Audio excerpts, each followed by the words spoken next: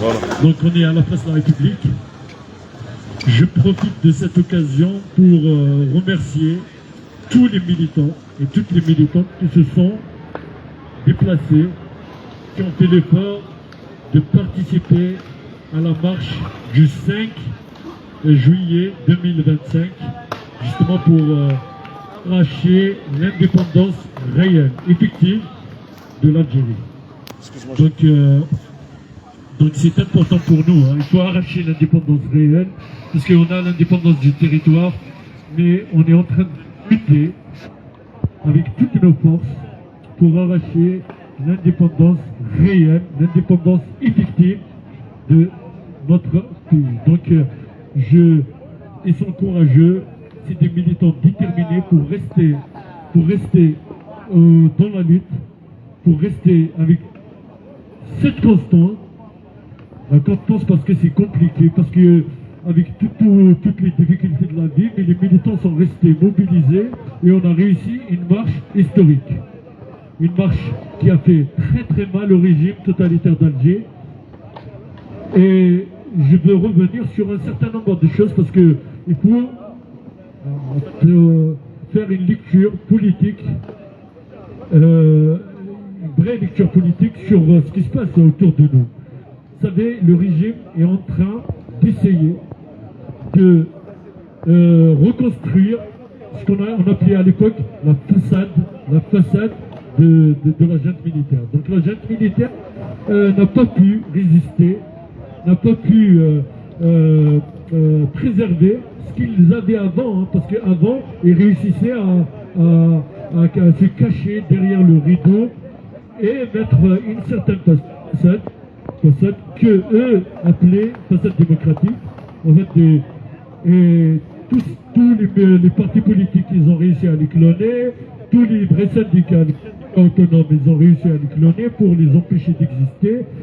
Donc tous les ressorts qui ont permis un peu aux Algériens de respirer, ils les ont cassés, ils ont détruit, et ils n'ont laissé personne, sauf des structures. Ils ont détruit, en fait, ils ont détaché les militants de leur structure en volant, en fait, tout simplement la tête de la structure pour récupérer une structure. C'est facile, hein. Donc, et ils la coupent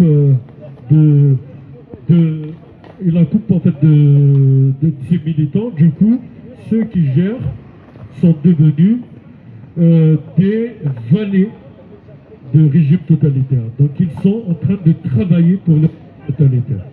Donc aujourd'hui, qu'est-ce qu'ils sont en train de faire? Donc ils ont envoyé tous leurs agents. Et leurs agents, vous savez, je le disais tout à l'heure en arabe, mais il faut le faire comprendre. Ça c'est important, parce que renouveler le système, c'est quelque chose d'extrêmement compliqué, hein. C'est très compliqué. Même si le système veut garder un certain nombre d'éléments qui, dans leur tête, ils représentent quelque chose, mais dans le fond, qui ne représentent rien.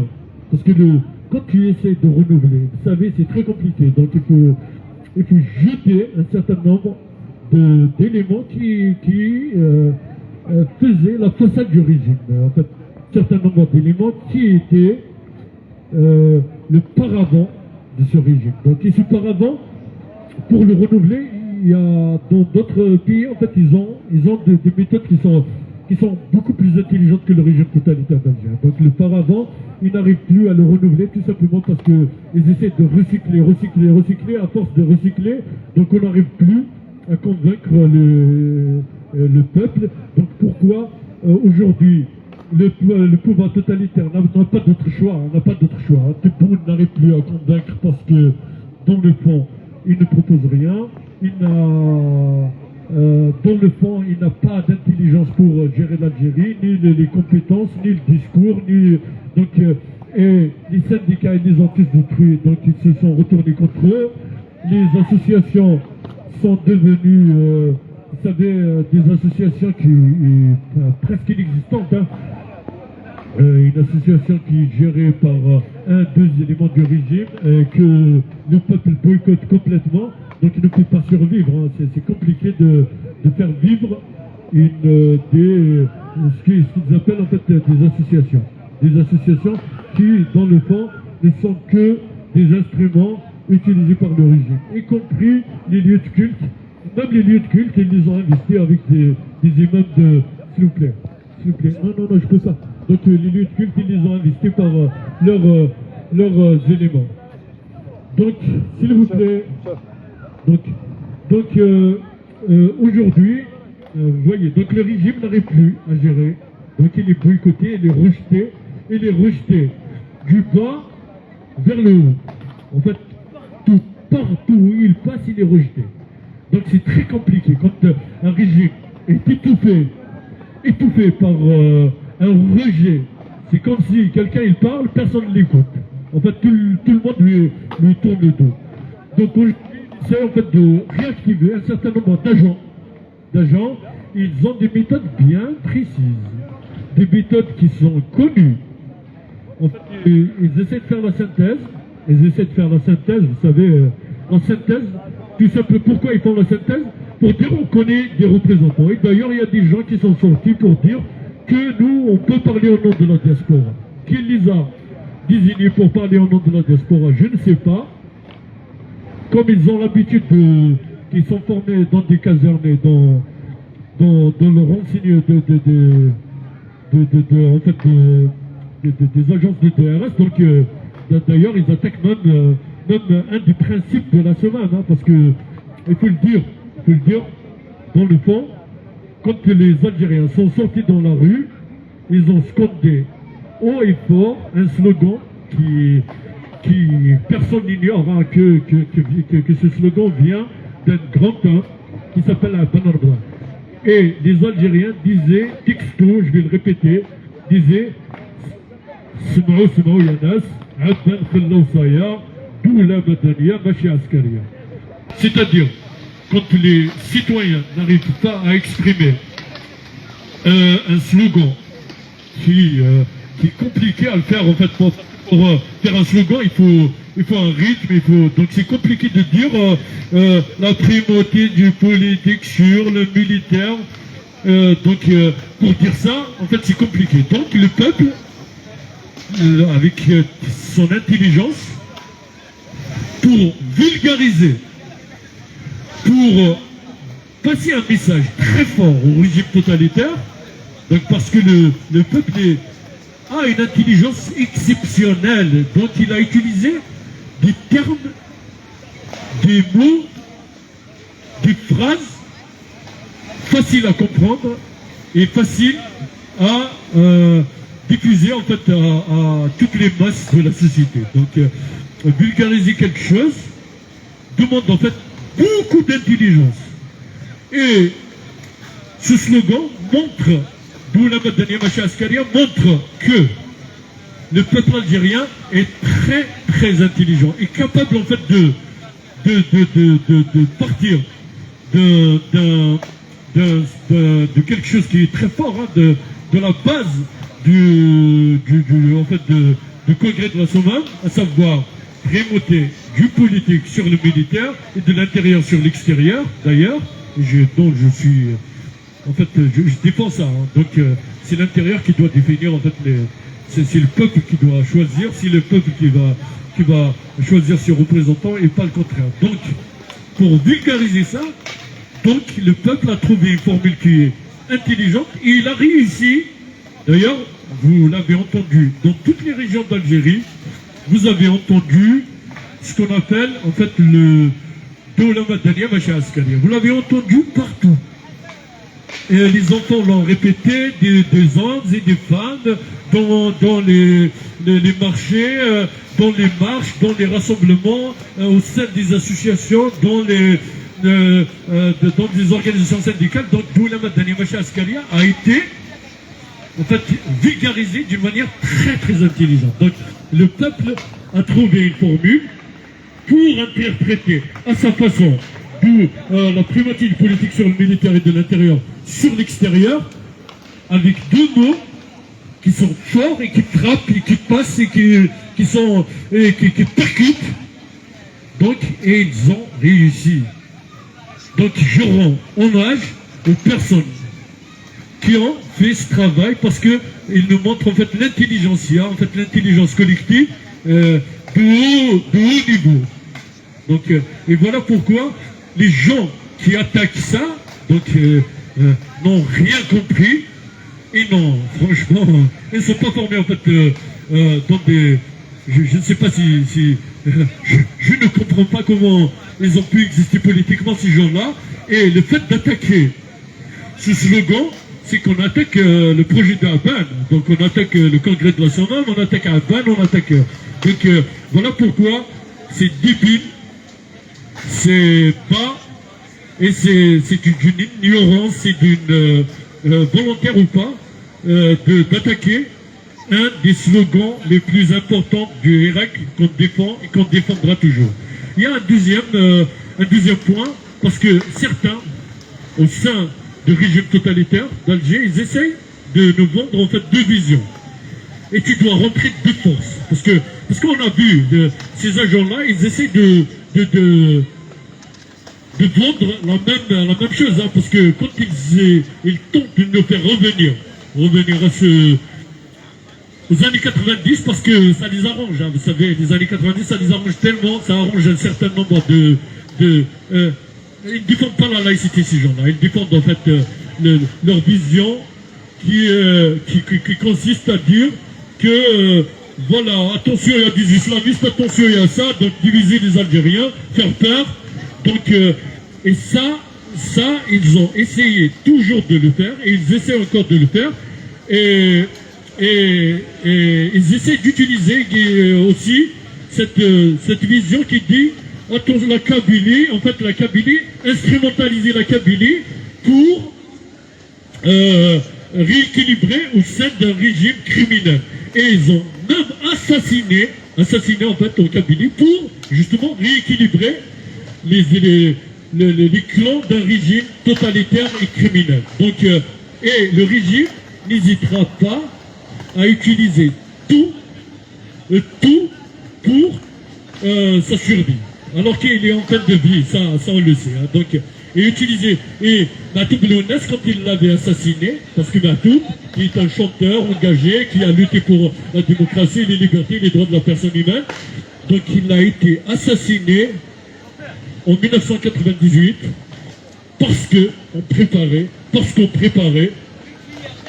l'arrivée de Bouteflika, et certains ont négocié avec lui. Ils ont négocié d'abord le retour de Bouteflika, ils ont négocié avec lui, donc, et ça les a arrangés d'assassiner, de sacrifier Matoub Lounès, tout simplement parce qu'ils savaient pertinemment que l'assassinat et la liquidation d'un grand artiste, d'un grand militant, d'un grand militant pour la démocratie, militant pour les droits de la personne humaine, va aider le régime et va aider les clans du régime à trouver en fait l'équilibre. Donc voilà pourquoi ils se sont mis d'accord de se débarrasser d'un grand militant comme Matoub Lounès. Il y a un deuxième point, donc ils essayent aujourd'hui, au sein du régime totalitaire d'Alger, de nous dire, vous avez deux choix. Vous avez le choix de devenir des valets de l'Occident ou des valets de l'Orient. C'est quand je parle en fait de l'Orient, y compris la Turquie, hein, des valets d'Erdogan, donc ou de Ben Salman, ou de la Macronie, ou de Trump. Donc et nous, on leur répond que c'est cette vision qui était toujours en fait au sein du régime, hein, qui continue. Et ces gens-là qui, voilà, ont l'habitude de payer pour rester au pouvoir, en fait, comme faisait Ben Salman et Ben Zayed et Tamim et Abdallah. Et voilà, il y a un nouveau maintenant, Joulani qui est à nouveau bienvenu à la clique avec Erdogan. Donc ces gens-là qui payent, parce qu'ils ont besoin de payer pour avoir le soutien en fait des Occidentaux, des Orientaux, parce qu'ils n'ont aucune crédibilité, donc ils sont obligés de payer. Et d'ailleurs, pourquoi ils ont payé 1 milliard ils ont financé un certain nombre de pays africains pour avoir leur soutien, pas parce qu'ils veulent aider nos frères africains, moi j'aurais aimé, mais c'est pour avoir le soutien, parce que la dictature n'arrive plus à convaincre n'arrive plus à construire dans un système politique et dans une vision qui va rassembler l'Afrique pour y aller de l'avant. Non, eux, ils veulent détruire tout. Et pour exister, donc ils veulent nous imposer, soyez en fait avec le clan des vallées de l'Occident ou des vallées en fait de l'Orient au d'Erdogan. Vous savez, c'est incroyable quand même, mais ils veulent ça. Mais nous, on a fait le choix de rester dans la vision de nos révolutionnaires et d'Aban qui dit l'Algérie doit rester algérienne et les Algériens doivent construire eux-mêmes leur modèle. Nous n'avons pas besoin de modèles. Tous les modèles que certains voulaient nous montrer, et nous ont montré la cruauté. Quand on citait en fait Netanyahou, ça montre que en fait ils n'ont aucune leçon à nous donner. Quand on soutient en fait des criminels, des génocidaires, l'armée du Sahel, quand on devient les supporters ou les défenseurs de l'armée du Sahel, les génocidaires, donc nous ne voulons pas de modèle. Nous pouvons construire nous-mêmes notre propre modèle. Et c'est à nous de nous construire, et nous savons le faire, et nous avons des principes et des valeurs qui sont les nôtres, et qui peuvent, au contraire, être exportés, parce que nous avons fait par le passé des choses qui sont extraordinaires, qui sont magnifiques, et nos ancêtres étaient toujours aux côtés en fait de plus faibles, des personnes qui sont écrasées, jamais avec les gens comme Trump, les gens qui écrasent et qui détruisent et les hagards. Donc voilà pourquoi, en fait, nous n'avons pas besoin d'être ni des vallées de X, ni des vallées de Y, et la révolution qui disait ceux qui voudraient devenir des vallées de l'Occident et ceux qui souhaiteraient devenir des vallées, ou qui sont, d'ailleurs ils sont déjà, des vallées de l'Occident et de l'Orient. Donc voilà pourquoi le changement radical revendiqué par le peuple est justifié, et le changement radical sur tous les plans est justifié. Et même si certains ne veulent pas l'admettre, mais c'est ça le point de base, et c'est ça la force de Irak et de la révolution. Voilà, donc je vais rappeler que les gens qui aujourd'hui qui essaient en fait de nous dire qu'il y aura un changement ou un renouvellement de régime, et qui a provoqué des tsunamis. Des tsunamis, pourquoi? Parce que le régime qui essaie de se renouveler, il est dans l'obligation de jeter ses éléments, ses enfants, les gens qu'il a utilisés. Et mon fils en fait de Norza, donc fait partie des gens que le régime de jeter, parce que ça, il appartient à une façade qui a été utilisée, donc le régime doit le jeter. Donc il va jeter d'autres, hein, vous allez voir, dans les jours à venir, vous allez voir. Ils vont emprisonner, ils vont détruire, ils vont pour reconstruire une façade qui leur appartient, mais pas une façade démocratique réelle, c'est-à-dire c'est une démocratie de façade. Donc faites attention. Et si aujourd'hui on a fait le choix de parler, de papoter trop, et d'ailleurs je suis désolé pour le camarade qui filme parce que c'est compliqué, si on a fait le choix en fait, de parler beaucoup, tout simplement parce que le message doit passer et il doit toucher tous les citoyens en Algérie pour comprendre que ces gens-là qui essaient en fait de faire revenir la guerre islamiste éradicateur, la guerre kafilée des autres parties de l'Algérie, se trompent parce que le Irak a détruit ça. Le Irak vous dit, les Algériens sont unis, toutes les régions d'Algérie sont unies, et nous, notre objectif justement, c'est de tisser la fraternité entre toutes les régions, de cimenter cette fraternité, de renforcer cette fraternité, et de ne pas laisser le régime détruire cette fraternité. Et d'ailleurs, dans les régimes démocratiques, je vous donnerai un exemple. Hein. Donc, Ousmane Sonko au Sénégal. Sonko au Sénégal. Donc, vous l'avez vu. Donc, Baris Diomaye Faye qui est parti aux États-Unis pour montrer au monde entier sa soumission à Trump. Dès son retour, il a été boycotté par tout le monde. Voilà le courage, parce qu'il y a une démocratie au Sénégal. Parce que nos frères sénégalais, en fait, ont un système démocratique, et parce que Diomaye Faye a été élu par le peuple, donc celui qui l'a aidé pour devenir président de la République sénégalaise, l'a boycotté, l'a laminé dès son retour, parce qu'il a fait quelque chose d'extrêmement grave. Donc Ousmane Sonko n'a pas accepté les comportements de Diomaye Faye. Et ça, on le salue. Moi, je salue Ousmane Sonko, qui est au Sénégal, qui n'a pas accepté de voir un des présidents qui est élu par le peuple se soumettre, montrer soumis à Trump. C'est le peuple qui t'a élu, c'est pas Trump. Donc tu n'es pas obligé en fait de te mettre à genoux devant Trump. Et ça, c'est important, très très important. Donc s'il y avait une démocratie un peu partout, jamais ces valets en fait de Trump et de la Macronie n'existeront, parce que les peuples les chasseront. Voilà pourquoi il faut une démocratie et il faut continuer la lutte. Et le régime est très faible et le régime n'arrive plus à vendre ses mensonges, ni ses discours, et il n'a aucun projet d'ailleurs, parce que la crise est multidimensionnelle, politique, économique, sociale, sociétale. En fait, il n'arrive plus à trouver son équilibre. Le régime est mort. Je le dis et je le répète, parce qu'il y a certains qui nous disaient attention, mais le régime, il lui reste quelque chose. Il ne reste rien. Le Irak a réussi une chose, à détruire le régime, parce que la vision peut déplacer des populations, peut déplacer des montagnes, parce que la vision, l'idée peut déplacer tout. Ce qu'on ne peut pas faire avec l'argent, avec les moyens, avec la force des armes et des Kalachnikov et des chars, en fait les idées, ils arrivent à le faire, la vision arrive à le faire. Voilà pourquoi il faut lutter pour la vision, pour les idées et jamais pour les personnes.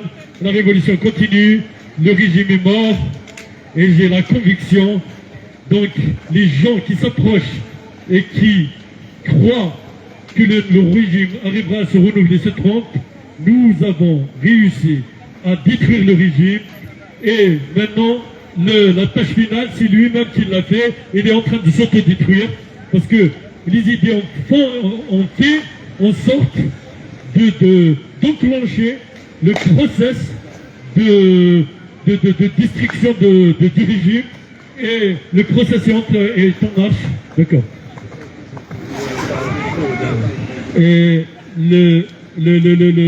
donc le process est en marche et la révolution a gagné et la révolution est en train de détruire. Vive la révolution et vive la lutte, et nous avons gagné et le régime va tomber. Et merci, et je vous laisse et je vous dis à dimanche prochain, et voilà, donc merci.